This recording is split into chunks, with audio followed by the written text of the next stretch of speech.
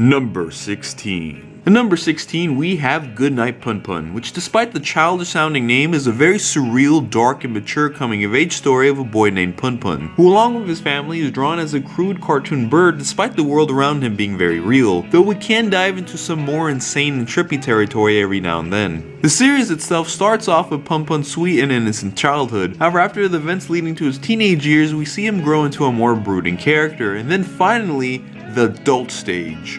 Holy shit, the adult stage. Shit gets way too fucking real. Now I enjoyed this series before the adult stage of Punpun's life, but damn, this series really became intense as it took a really dark turn that I don't want to spoil for those who haven't read this series yet.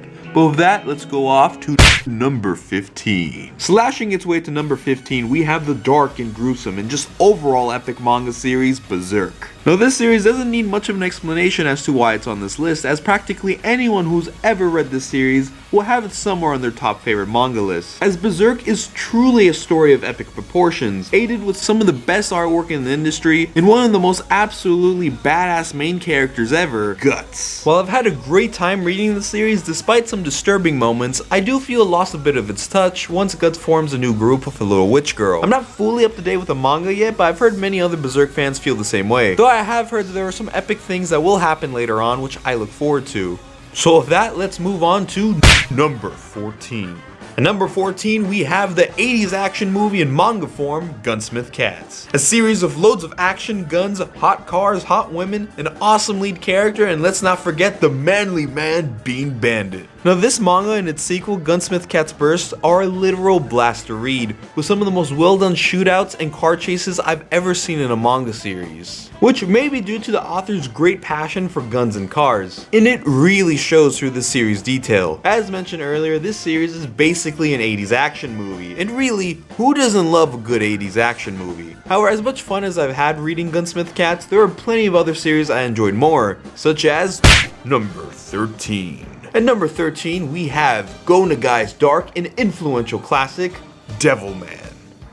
And before going on to why this is one of my favorite series, let me just say, oh yeah, Devilman is getting a new anime. With Gintama and Lupin coming back for a new series, and Monster Musume and One Punch Man soon to follow, I kept telling myself, the only way this year for anime could get any better is if we get either some classic shonen remake or another Go Nagai anime. Well, not including Robot Girl Z+. And you know what? We finally have news of a new Go Nagai anime on the way. And not just any Go Nagai series, but one of my favorites, Devilman. The devil hype is real, bro! Despite Go Nagai being one of my favorite mangakas, this is the only Go Nagai series that's going to be on the list, since, well, good majority of his series are more guilty pleasure type series than anything. But in terms of writing, this may be one of Nagai's greatest, as we have what seemed like a darker than your average Monster of the Week series turn into a full-on epic with a haunting message on humanity and war. However, as dark as the series is, it still retains that classic and infamous Go Nagai insanity. I mean, just look at some of these demon designs.